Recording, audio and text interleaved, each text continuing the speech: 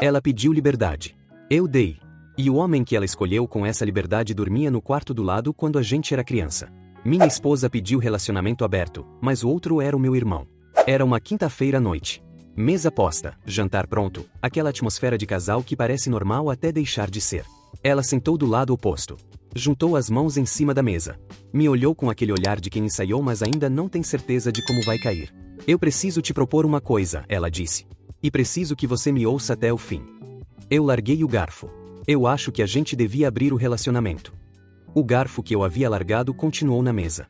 O jantar continuou quente. O mundo continuou girando. Mas alguma coisa dentro daquele apartamento parou completamente. Abrir, eu repeti. Liberdade para explorar outras conexões.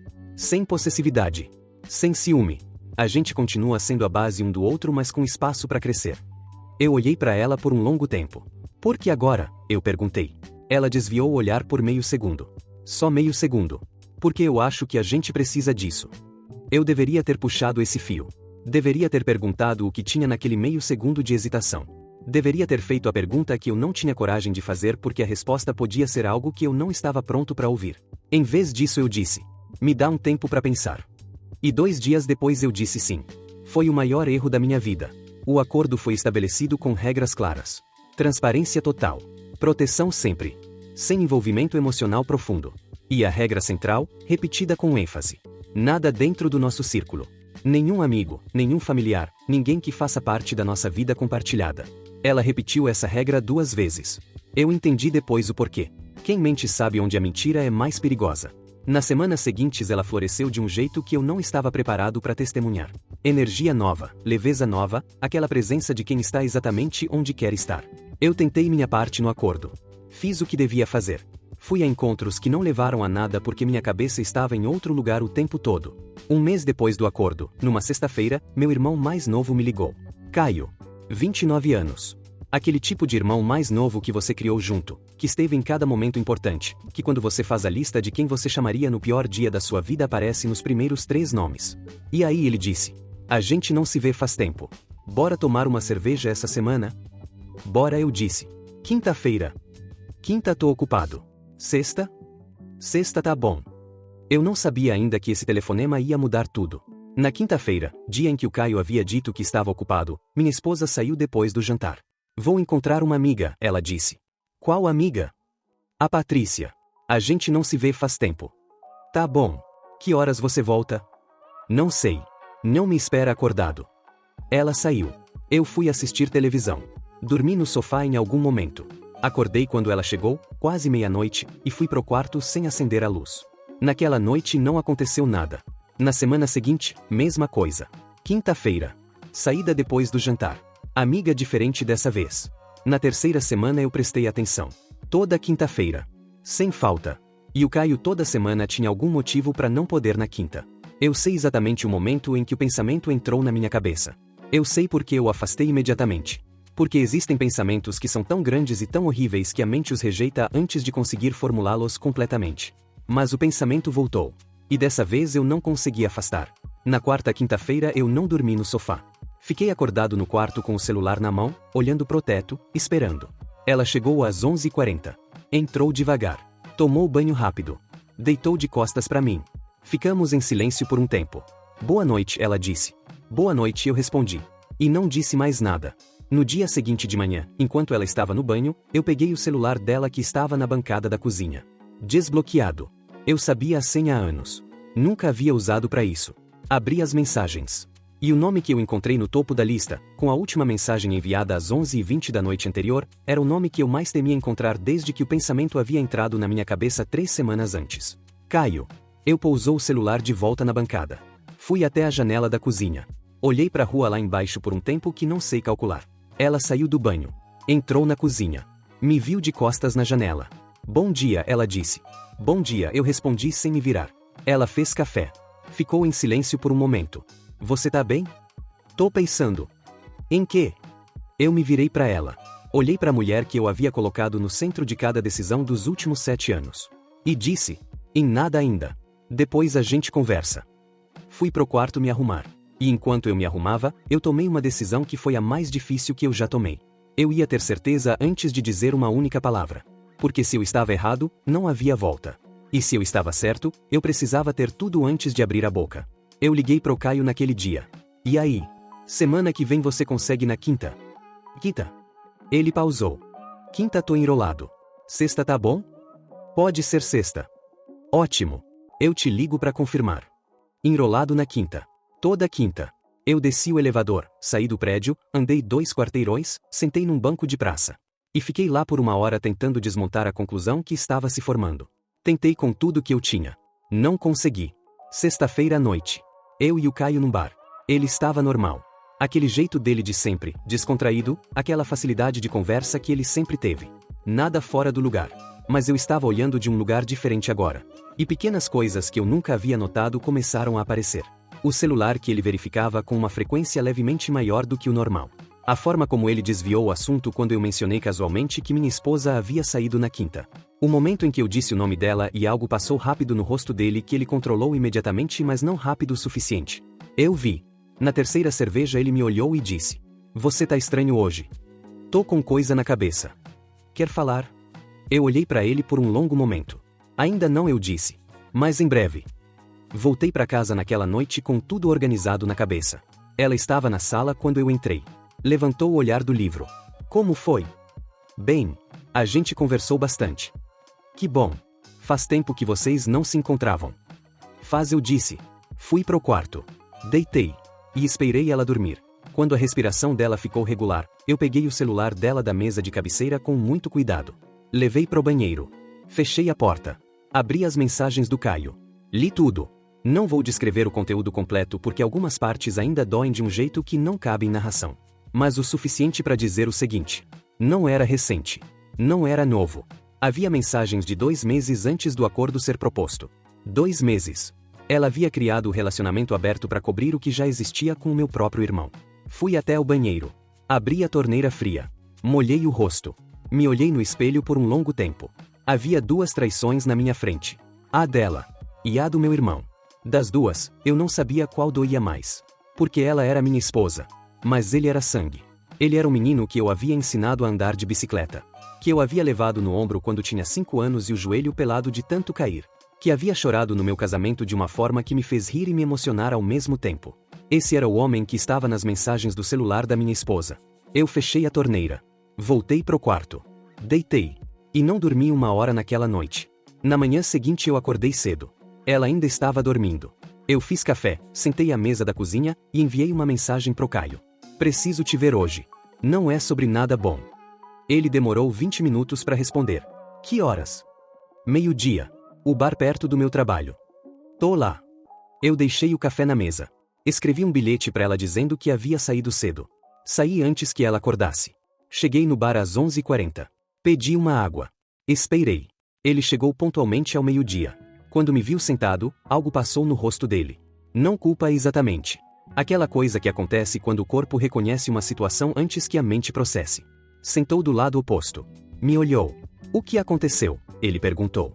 Eu coloquei o celular na mesa. A tela virada para cima. Com a conversa dele com ela aberta. Ele olhou.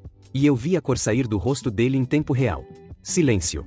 Um silêncio que durou tempo demais. Quanto tempo? Eu disse. Não era pergunta. Ele não respondeu imediatamente. Ficou olhando pro celular na mesa como se as palavras pudessem rearranjar se ele olhasse por tempo suficiente. Caio. Ele levantou o olhar. 3 meses, ele disse. 3 meses. 1 antes do acordo. 2 depois. Ela propôs o relacionamento aberto por causa de você, eu disse. Ele fechou os olhos. Não foi planejado assim, ele disse. Como foi planejado? Não foi planejado. Aconteceu. E eu sei que isso não muda nada. Mas não foi uma armação. Você sabia que ela ia propor o acordo para mim. Pausa longa. Ela mencionou que estava pensando em falar com você, ele disse.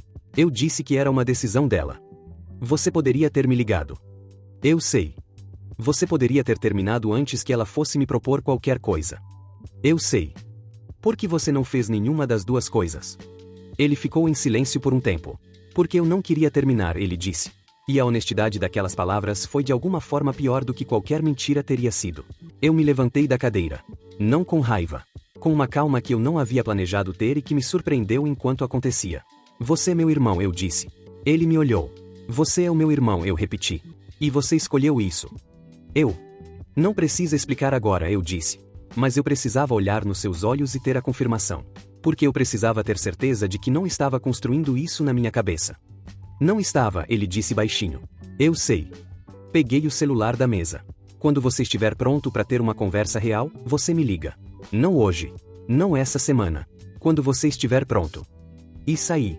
Fui direto para casa. Ela estava na sala quando eu entrei. Levantou quando me viu. Você foi cedo. Senta. Ela sentou. Eu fiquei de pé. Eu sei, eu disse. 2 palavras. Ela entendeu antes de qualquer detalhe. Eu vi no rosto dela o momento exato em que o controle que ela havia mantido por meses escorregou de uma vez. Quanto tempo você sabe? Ela perguntou com uma voz que havia mudado completamente. Tenho certeza faz 2 dias. Suspeitei antes. O Caio te falou? Eu fui falar com o Caio. Ela fechou os olhos. Você foi até ele. Ele é meu irmão. Eu precisava ouvir da boca dele. Silêncio longo. Antes do acordo, eu disse. Você estava com ele antes do acordo. Ela não negou. Você propôs o relacionamento aberto para cobrir o que já existia. Eu. Ela começou. Parou. Que? Uma palavra. Que pesou mais do que um discurso inteiro teria pesado. A regra que você repetiu 2 vezes, eu disse. Nada dentro do nosso círculo. Você criou essa regra sabendo que já havia quebrado ela. Ela abriu os olhos. Me olhou. E o que eu vi naquele olhar não era só culpa. Era o peso de alguém que havia carregado uma coisa grande por muito tempo e havia chegado no ponto onde não tem mais como segurar. Eu sinto muito, ela disse. Eu sei que sente. Não é suficiente. Não é. Eu fui pro quarto. Peguei uma mochila. Coloquei o essencial. Ela ficou parada na entrada do quarto me observando sem dizer nada. Quando eu passei por ela com a mochila no ombro, ela disse. Você vai embora. Vou ficar alguns dias fora. Pra onde você vai? Eu parei. Me virei para ela. Esse é o problema, eu disse. O lugar onde eu iria normalmente era a casa do meu irmão. Ela fechou os olhos. E eu saí. Fui para a casa do Renato. Renato, meu amigo de 15 anos, que abriu a porta, viu minha cara e não fez nenhuma pergunta. Só abriu espaço. Fiquei 4 dias lá. No primeiro dia eu não consegui fazer nada de produtivo. Fiquei andando de um cômodo pro outro, comendo mal, dormindo em pedaços. No segundo dia eu liguei para minha mãe. Não para contar. Só para ouvir a voz dela. Ela perguntou se eu estava bem. Eu disse que sim. Ela não acreditou, mas não pressionou. No terceiro dia o Caio me mandou mensagem. Eu preciso te ver. Quando você estiver pronto. Eu não respondi naquele dia. No quarto dia eu respondi. Domingo. Mesmo bar. Domingo ao meio-dia. Ele já estava lá quando eu cheguei. Olheiras. A aparência de quem não dormiu direito em dias. Aquele jeito de quem está carregando o peso de uma escolha que não tem como ser desfeita. Eu sentei. Pedimos café. Ficamos em silêncio por um tempo. Acabou, ele disse. Com ela. Acabei antes de você me ligar na sexta. Por que antes? Porque quando você me mandou a mensagem dizendo que precisava me ver e que não era sobre nada bom, eu soube que você sabia. E eu soube que havia chegado o momento que eu havia adiado faz tempo. Você estava adiando. Eu estava com medo, ele disse. Medo de te perder. Medo do que ia acontecer com a família. Medo de encarar o que havia feito. Você deveria ter tido esse medo antes. Eu sei. Você deveria ter pensado em mim antes. Eu sei. Você é meu irmão, eu disse pela segunda vez. E dessa vez a voz saiu diferente. Não com raiva. Com uma tristeza que era maior do que eu havia esperado que fosse. Ele ficou me olhando. Eu sei, ele disse. E os olhos dele ficaram cheios de água. Eu nunca havia visto o Caio chorar depois dos 12 anos. Eu não tenho explicação que preste, ele disse. Não tenho justificativa. Aconteceu de um jeito que eu não planejei e eu fiz escolhas erradas em cada momento em que tive a chance de fazer diferente. E eu vou ter que viver com isso. Silêncio. A família vai saber? Ele perguntou. Não sei ainda. O que você precisa de mim agora? Eu pensei antes de responder. Tempo, eu disse. Eu preciso de tempo para saber o que eu sinto sobre isso tudo. Sobre ela. Sobre você. Sobre o que fica e o que não fica. Eu respeito isso. E eu preciso saber que você entende o que quebrou aqui. Eu entendo, ele disse. Quebrou alguma coisa entre a gente que vai demorar muito para ser consertada. Se é que conserta. É, eu disse. Tomamos o café. Ficamos em silêncio por um tempo. E então eu disse. Você ainda é meu irmão. Ele me olhou. Isso não muda o que aconteceu, eu continuei. Não apaga nada. Não torna isso menos sério. Mas você é sangue. E eu não sei o que faço com isso ainda. Mas eu sei que ainda é verdade. Ele não disse nada. Mas o que aconteceu no rosto dele disse tudo o que precisava ser dito. Voltei para casa no domingo à noite. Ela estava em casa. A casa estava limpa de um jeito que ela limpa quando está nervosa e precisa de algo para controlar. Eu entrei. Pus a mochila no quarto. Voltei para a sala. Ela estava de pé na entrada da cozinha me olhando. Você conversou com ele, ela disse. Conversei. E eu precisava dessa conversa antes de ter essa aqui. Ela assentiu. Foi até o sofá. Sentou. Eu sentei na poltrona. A distância física pequena que comunicava uma coisa grande. Eu preciso entender uma coisa, eu disse. Não os detalhes. Não a linha do tempo completa. Uma coisa. Ela me olhou. Por que ele? Silêncio longo. Eu não escolhi por ser ele, ela disse eventualmente. Aconteceu de um jeito que eu não soube parar quando devia ter parado. E eu sei que essa resposta é insuficiente. É muito insuficiente. Eu sei. Você entende o que isso significa para além de mim e de você? Você entende o que colocou em risco na minha família? No relacionamento entre mim e meu irmão? Nas reuniões de família, nos almoços de domingo, em cada momento em que a gente estivesse na mesma sala? Ela fechou os olhos. Eu entendo. Você pensou nisso? Eu não pensei o suficiente, ela disse. E não tenho desculpa para isso. Ficamos em silêncio por um longo tempo. Então eu disse a coisa que eu havia passado 4 dias tentando formular. Eu não sei se consigo ficar, eu disse. Não hoje. Não ainda. Mas eu preciso que você saiba que o motivo não é só a traição. É a forma. É o fato de que você usou o meu próprio irmão. De que você criou um acordo com regras que você havia quebrado antes de propor. De que eu fui o único que tentou jogar limpo nesse jogo. Ela não desviou o olhar. Eu sei. E eu preciso de tempo para saber o que fazer com tudo isso. Quanto tempo? Não sei. E você vai ter que respeitar isso sem prazo. Ela assentiu. Eu respeito, ela disse. Terapia. Não de casal. Individual primeiro. Porque algumas coisas precisam ser processadas sozinho antes de poder ser processadas com alguém. A terapeuta fez uma pergunta na segunda sessão que ficou comigo. Quando você pensa no que foi quebrado, o que você sente mais falta? Do casamento que você tinha ou do irmão que você achava que tinha? Eu fiquei em silêncio por um longo tempo. Do irmão eu disse. Por quê? Porque o casamento eu sabia que tinha problemas. Sentia. Não conseguia nomear, mas sentia. Mas o Caio, eu não tinha dúvida do Caio. Ele era a coisa mais certa que eu tinha. E agora? Agora eu tô aprendendo que certeza absoluta em pessoas é uma ilusão. Que todo mundo é capaz de coisas que você não esperaria deles. E que isso não significa que você para de amar. Significa que você ama com os olhos mais abertos. A terapeuta anotou. E ela perguntou. Ainda não sei, eu disse honestamente. Ainda não cheguei lá. 6 meses depois. Muita coisa mudou. Muita coisa ainda está no meio do caminho. Eu e ela estamos em terapia de casal. Não com a certeza de que vai dar certo. Com a honestidade de 2 adultos que querem pelo menos entender o que quebrou antes de decidir o que fazer com os cacos. Eu e o Caio nos falamos. Não com a naturalidade de antes. Com uma formalidade nova que dói de um jeito específico porque contrasta com tudo que a gente foi por 30 anos. Mas nos falamos. Num domingo a família toda estava reunida num almoço. Eu, ele, nossos pais, os outros irmãos. A primeira vez que a gente estava na mesma sala depois de tudo. Ele chegou. Me cumprimentou. Sentou do lado oposto da mesa. A gente não falou diretamente durante o almoço. Mas num momento, quando todo mundo estava distraído, ele me olhou de longe. E eu olhei de volta. Sem sorrir. Sem acenar. Só olhamos. E naquele olhar havia uma conversa inteira que nenhum dos dois estava pronto para ter em voz alta, mas que existia entre nós de qualquer forma. Porque sangue não some. Mesmo quando dói. Mesmo quando você queria que sumisse, porque seria mais simples do que aprender a carregar. Minha esposa pediu relacionamento aberto. E o outro era meu irmão. Isso é uma frase que eu nunca pensei que ia dizer na minha vida. Uma situação que eu nunca havia imaginado para mim. Mas aconteceu. E o que eu aprendi não é sobre traição. É sobre o quanto a gente subestima a complexidade das pessoas que ama. O quanto a gente constrói versões de quem são os outros baseadas em quem a gente precisa que eles sejam, não necessariamente em quem eles são de verdade.